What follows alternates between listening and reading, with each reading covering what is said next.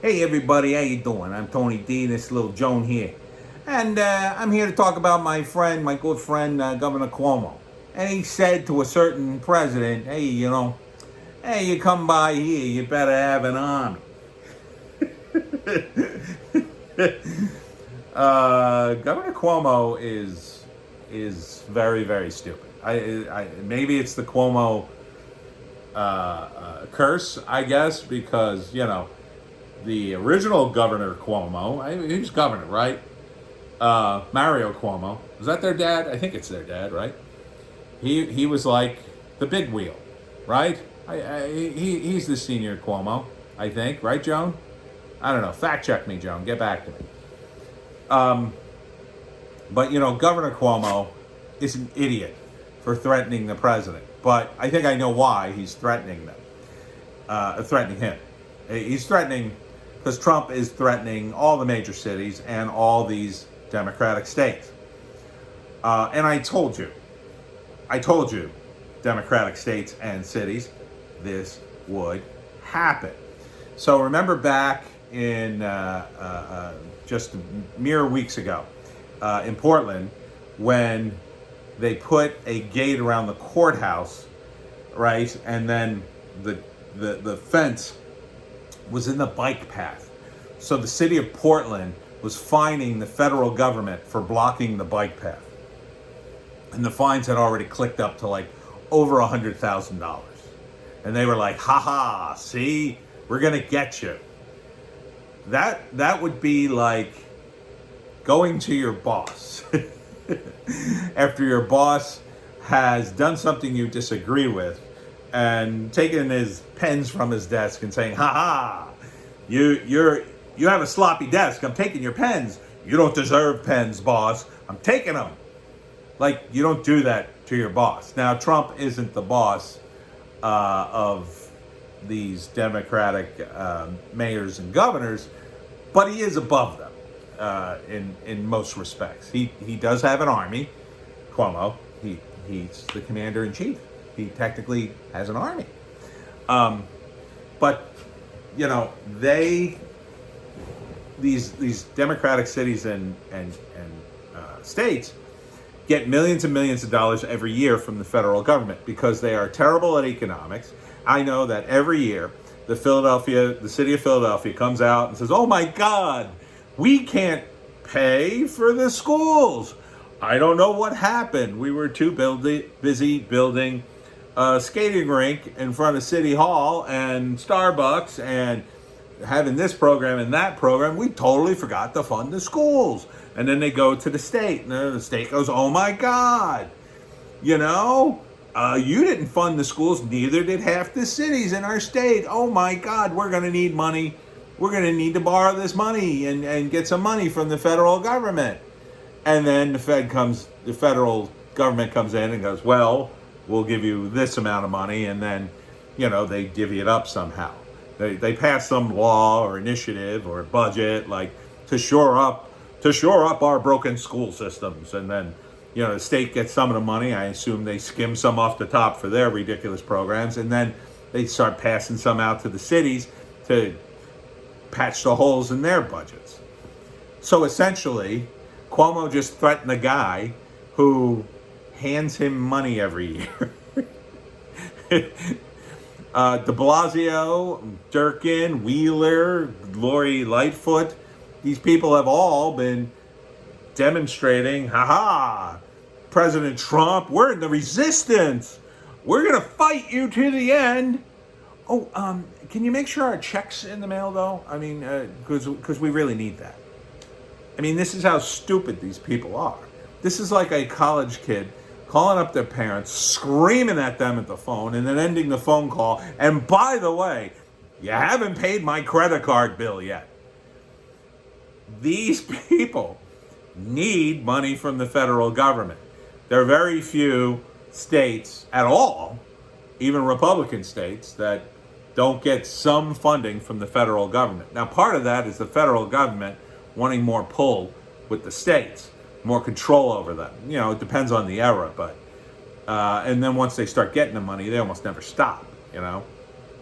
But a lot of it's just Democrats are terrible at economics. They're terrible. They spend money like it's going out of style. They come up with these programs and they don't think downstream how they'll impact people, and they certainly don't think how they could get some sort of return. Their idea of return is we get reelected. And to be fair, Republicans can be that way too.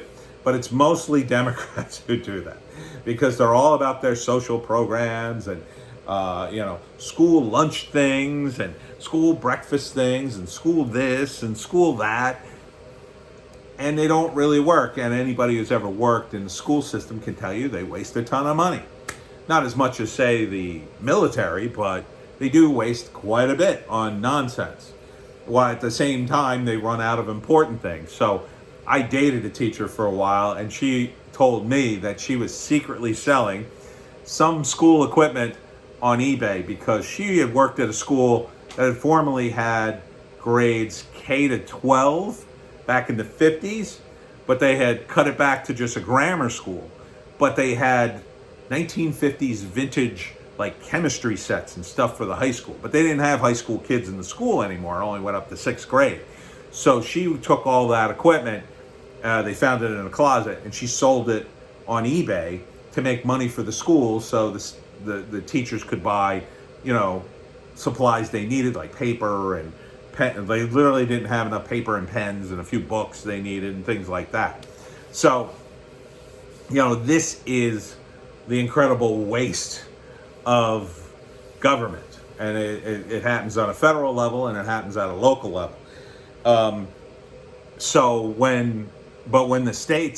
When a city messes up, they go to the state. And when the state messes up, they just go to the country, essentially. And we all pay for that. So if you're in one of these cities, you're not only getting taxed, to hell in a city, and then you're living in the state, you're getting taxed by the state for the same thing, and then they blow all the money, not even, balancing the budget, and then you're paying for it a third time by paying your federal taxes because they're doling out money trying to shore up whatever state's falling to pieces. I mean, look at California. California is, boasts this enormous economy. Where's the money? Why are you always broke? Why is the government always broke? Well, because it's run by Democrats. And they piss away all the money. And the taxes are still sky high. But they can't get it together to fix their homeless problem or, get the poop off the streets in San Francisco. They have enormous problems in California, and yet they're one of the biggest economies in the world. How could that be? Democrats don't understand economics. So they waste money on things that sound good and get them reelected. I mean, it sounds good that we're going to help all the homeless, but it's like a near impossible task. And one that's exacerbated by, well, we're going to also take in every immigrant. You can't do that because some immigrants come here and they don't make it right away, so they end up being homeless. So you really ought to fix the current homeless problem before you try to fix the homeless problem in other countries. I don't know if you remember this, but back in the 80s, Fidel Castro, when people were fleeing his country, and they're always fleeing Cuba, but at some point he emptied the prisons and said, "Get thee to America," and various other places. I believe he also emptied out some asylums too. So this way they didn't have to take care of people. They didn't have to feed them. Get on a boat, go to America, make them now they're your problem. Other countries can do that too. And quite frankly, if you're a criminal, it's better to come to the United States. People here are richer, so you rob somebody, they're going to have something. You rob somebody in Mexico, it's a 50-50 that you're robbing a shack and nobody's in there, and they'll hack you up with a machete. So it's better to rob somebody in America, technically speaking. So you got to understand that money attracts more money, more problems. So what do we need to do here? Well, Trump, as always, has a solution. He's looking to defund these cities. And this brings me back to why Cuomo's so freaking mad. It's because he's hitting them where it hurts. Cuomo knows And he said publicly, the tax base is leaving New York. He's begging them to come back to New York City. Well, they're not coming back, not for a long time. Not until you get rid of DeBlasio, number one. If you get rid of DeBlasio, you might have a shot at it, Cuomo. Something to be thinking about. You should have gotten, he talked about getting rid of DeBlasio, made some noise about it early on. Then he stopped. I don't know why. DeBlasio continues to be an utter embarrassment to the nation at large and New York in particular. He's destroying the city. Recall him. Do whatever you can, Cuomo, but you should recall de Blasio as soon as possible. Hold a vote. Recall him now. The longer you wait, the more people who would likely recall de Blasio are going to leave the city. So that's the problem. And so Trump is looking into defunding all these cities, wherever he can legally. He's already put his guys on it. He said, dig deep, find out where we can cut off their money. If they refuse to do what they're charged to do, in other words, protect the city, have the cops stop these riots, and they're all refusing to do it because they think they're scoring points on a national stage, they're not. He's going to cut off their money. Now, maybe some of these guys are arrogant enough, and they're just so arrogant that, he's not going to do that. He doesn't have the guts to do that. Not to us, not to Seattle, not to Portland, not to New York. He's doing it. He's got really nothing to lose. Yeah, New York, he might lose some value in his various real estate holdings, but he's the former president of the United States when he leaves office, dummies. I mean, there are people who would buy his buildings at top dollar just to say, well, this building belonged to President Trump. I mean, come on. And quite frankly, the moment de Blasio's gone, the next guy, whether he be a Democrat who's like Trump or a Republican, he's likely to be a Republican, is going to be doing business left and right. And you're going to have investors clamoring back into the city to buy up real estate on the cheap. And Trump will just sit there and wait and watch his real estate prices go right back up to where they were. So he just has to hold out for the de Blasio era. Hopefully it'll be short-lived. But Cuomo isn't helping things by threatening the president and acting like he's a tough guy. He's not. Maybe he believes Trump's going to lose the election, but he's not. He might lose it in New York. And, Cuomo has a lot of bluster about, well, people in New York don't like him, blah, blah, blah. The rich people in New York are all gone, Cuomo. Those were the guys who kind of like Trump. Those are the guys who dealt with him on a daily basis. Yeah, you and Bloomberg and de Blasio, you all hate Trump, but you're all like partisan Democrats, and you hate him because he's beating you. So set your ego aside, set your party affiliation aside, and think about your own political survival for once. Stop. Get rid of de Blasio. Get him recalled. Get on the recall de Blasio train right now, because he is the number one problem in New York City. Not the riots, not the lack of police, de Blasio. You replace de Blasio with someone who's reasonable, who's willing to work with the city and the cops into getting things under control, and while you're at it, take down those stupid checkpoints.